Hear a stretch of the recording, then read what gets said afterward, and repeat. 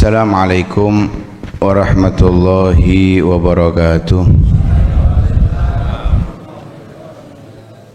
Bismillah walhamdulillah wassalatu wassalamu ala rasulillah Sayyidina wa maulana Muhammad ibn Abdillah wa ala alihi wa sahbihi wa man walah wa la hawla wa la quwata illa billah. Subhanallah walhamdulillah wa la ilaha illallah Allahu akbar wa la hawla wa la quwata illa billahil aliyil azim. Adada kulli harfin kutiba au yuktabu abadal abidina wa dahrad dahirin. Subhanaka la ilma lana illa ma 'allamtana innaka antal alimul hakim. Nawayna ta'alluma wa ta'lima an-naf'a wal intifa' wa tadhakkura wa tadhkir wal ifadata wal istifadah wal hatha 'ala tamassuki bi kitabillahi wa sunnati rasulih wa du'a'i ila al-huda wa dilala 'ala al-khair ibtigha'a wajhillahi wa mardatihi wa qurbihi wa thawabihi subhanahu wa ta'ala. Nabi sallallahu alaihi wasallam bersabda, "Lau kanatid dunya ta'dilu indallahi janaha ba'udatin ma saqa kafiran minha syarbata ma."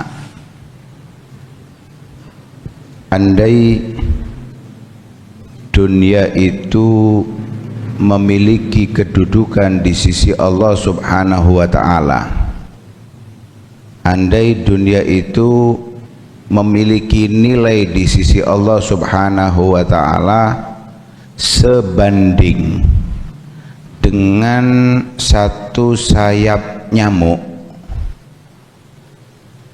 dunia dengan segala kemewahannya tidak ada sumpek-sumpeknya, senang tok. Itu kalau nilainya sebanding dengan satu sayap nyamuk, niscaya Allah tidak akan memberikan seteguk air kepada orang kafir. Hadis ini sebetulnya harus menjadi renungan untuk kita menjalani kehidupan di atas dunia. Terlebih yang banyak waktunya dihabiskan untuk mengejar-ngejar dunia. Bisa kita bayangkan bahwa satu sayap nyamuk itu berapa nilainya? Kalaupun jadi emas hanya berapa miligram. Kalaupun berupa sayapnya emas hanya berapa miligram. Dan kalau dirupiahkan nilainya berapa? Dan itu kalau kita bayangkan di sisi Allah bernilai, maka orang kafir nggak dikasih seteguk air. Padahal kalau kita perhatikan, orang kafir itu bukan hanya dikasih seteguk air oleh Allah Subhanahu wa ta'ala, bukan hanya 10 teguk air, bahkan mayoritas orang-orang terkaya di muka bumi ini adalah orang-orang kafir. Itu menandakan Nabi itu ingin menyampaikan kepada kita bahwa dunia ini tidak ada nilainya di sisi Allah Subhanahu wa ta'ala. Lah kita ini kan diciptakan oleh Allah untuk mengabdi kepada Allah, untuk mencintai Allah, untuk mengenal Allah. Lah sedangkan dunia ini disiapkan oleh Allah hanya sebagai bekal yang kita butuhkan untuk menjalani kehidupan dunia ini dalam mengabdi kepada Allah Subhanahu wa ta'ala. Bukan untuk dimiliki, bukan untuk diperbanyak, diperkaya, enggak. Hanya sebagai bekal untuk mengabdi kepada Allah Subhanahu wa ta'ala. sehingga dunia itu tidak bernilai di hadapan Allah Subhanahu wa taala, di hadapan para rasul, para anbiya serta para ulama yang mengikuti jejak baginda Nabi sallallahu alaihi wasallam. Mereka nggak menoleh dunia, nggak dilihat dunia, nggak dipikiri dunia. Apa yang mereka butuhkan dari dunia diambil, selebihnya selesai.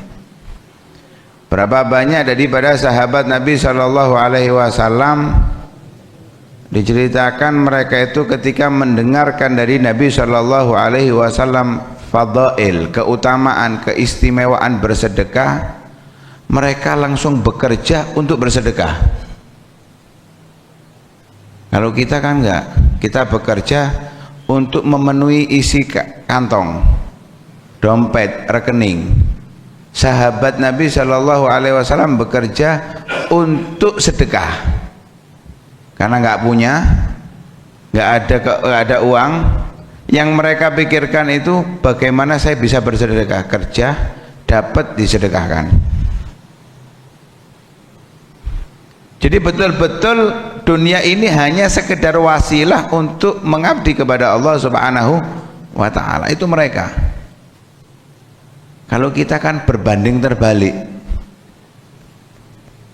Al-Imam Abdullah bin Alawil Haddad itu pernah mengatakan, i'lam annal maghbut min ibadillahi al-mu'thir lil akhirah, al-mu'rid anid dunya, al-akif ala ta'ah, al-ba'id anil mukhalafah, alladhi ya'muru awqatahu wa yaqdi sa'atihi wa yunfik anfasahu fima ya'udu alaihi naf'uh wa yarju thawabah hatta turaddal a'malu 'alal 'amilin wa dzalika yaumuddin. Orang yang perlu kita iri, dalam arti iri kebaikan ya, kita ingin serupa dengannya, kita ingin menjadi sepertinya, itu adalah orang yang selalu mengutamakan urusan akhirat, selalu berpaling daripada dunia, mengambil dunia hanya sebutuhnya, yang selalu dalam kondisi taat kepada Allah Subhanahu wa taala, jauh daripada melanggar aturan Allah Subhanahu wa taala, waktunya penuh dengan ibadah kepada Allah, dihabiskan untuk mengabdi kepada Allah, yang mana keuntungan itu akan kembali kepada dia dalam nilai pahala yang disiapkan oleh Allah Subhanahu wa taala kelak di hari kiamat.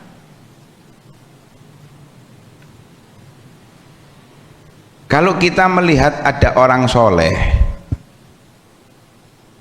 orang alim yang mengamalkan ilmunya, yang mereka itu fokus mengejar ridha Allah,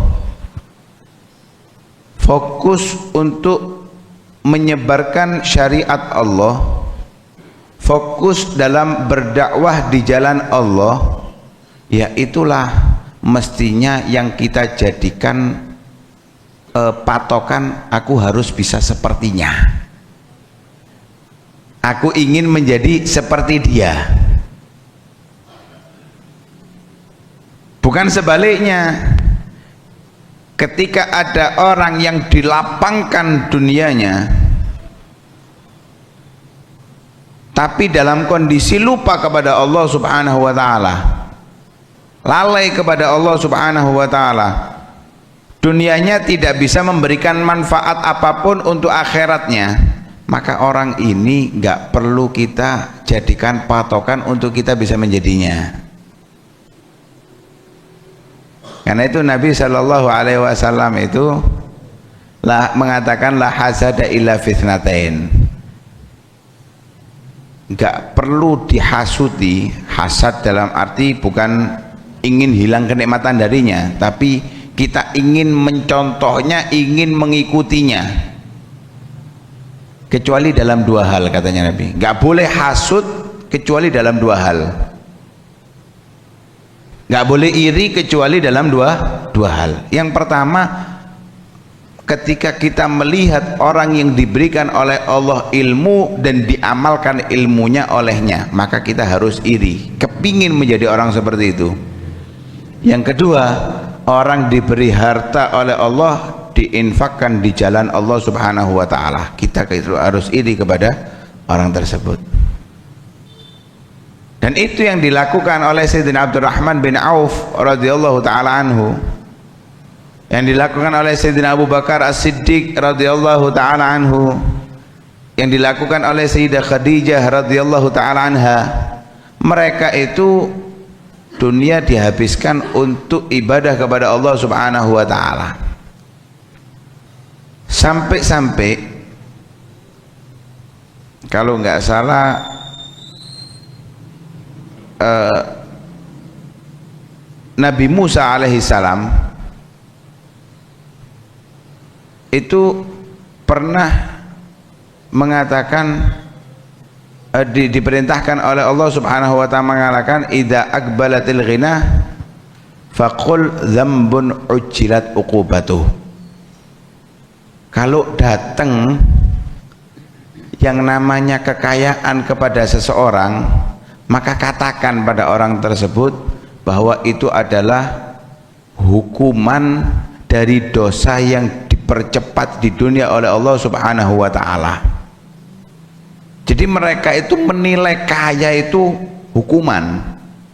Kalau kita kan, wah, nikmat azimah. Kalau kita, wah, ini kenikmatan yang diberikan oleh Allah subhanahu wa ta'ala. Ya, moro-moro no wong gowo 100 juta PN. Yang kita rasakan apa?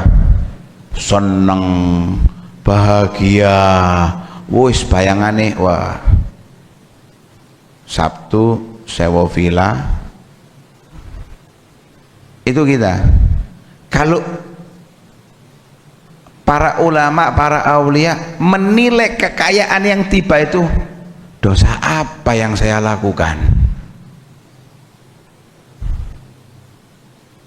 Bukan berarti nggak boleh kaya ya, bukan berarti tidak boleh kaya, boleh kaya, tapi bukan jadi tujuan. Jadikan kaya itu takdir Allah subhanahu wa ta'ala. Karena banyak daripada para aulia, bahkan dari sahabat Nabi Shallallahu Alaihi Wasallam yang menjadi kaya, tapi bukan jadi tujuan mereka untuk menjadi kaya. Hanya saja kekayaan itu tidak bisa lari dari mereka. Kalau kita ngejar-ngejar, ternyata kekayaan itu semakin jauh dari kita, nggak sampai. Ada hamba-hamba Allah yang dipilih oleh Allah itu kekayaan yang mengejar mereka. Sebagaimana sering kita dengarkan cerita tentang Sayyidina Abdurrahman bin Auf itu, apa, susah miskin. Kalau kita susah kaya, Sayyidina Abdurrahman bin Auf itu susah miskin, kepingin miskin. Karena Nabi itu doanya, Allahumma hyini miskinan wa amitni miskinan wahsyurni fi zumratil masakin. Kalau kita kan enggak, Allahumma inni as'aluka ziyadah, Allahumma inni as'aluka rizqan halalan thayyiban katsiran. Yang kita minta itu rizki yang banyak, yang halal, yang berkah. Kalau susah-susah, ya Allah lancarkan rizki ya Allah. Yang kita bayangkan itu al duwe wal fulusud pokoknya.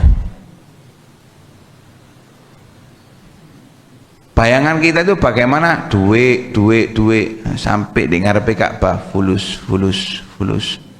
Di ngarepe Ka'bah sing dijaluk fulus. Subhanallah. Sayyidina Abdurrahman bin Auf itu pernah suatu saat mendengar ada di satu daerah yang kurmanya gagal panen, rusak. Katanya Sayyidina Abdurrahman bin Auf, kesempatan emas untuk menghabiskan harta saya ini. Dikulak. Kalau kita nemu barang sudah expired, ono kati tuku.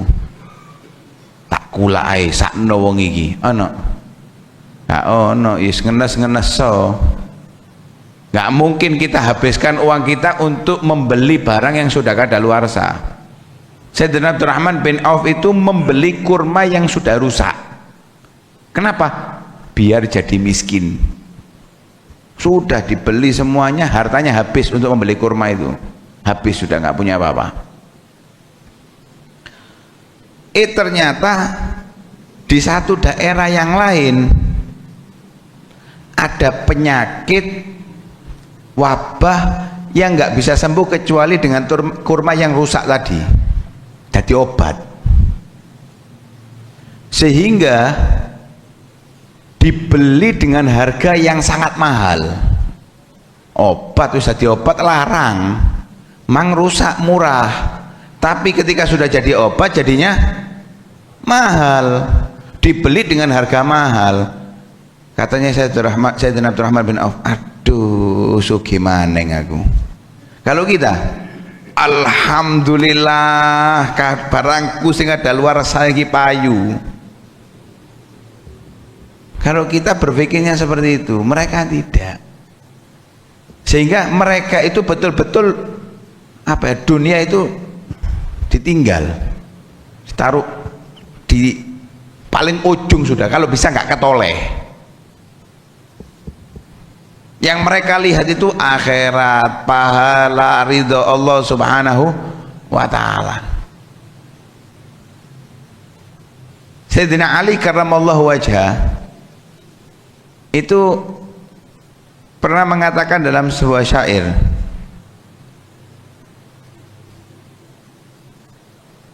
nyindir kita ini, cocok nasihat buat kita ini. An-nafsu tabki ala dunya wa qad alimat anna salamata fiha tarku ma fiha. Nafsu menangis karena kehilangan dunia. Jiwa kita ini kalau kehilangan dari dunia kita merasa sedih, susah. Yang punya uang 100.000 hilang 70, waduh, apa mana ngilang sak satu-satu sih. Apalagi miliarder bangkrut dadak, RSJ langsung sumber borong.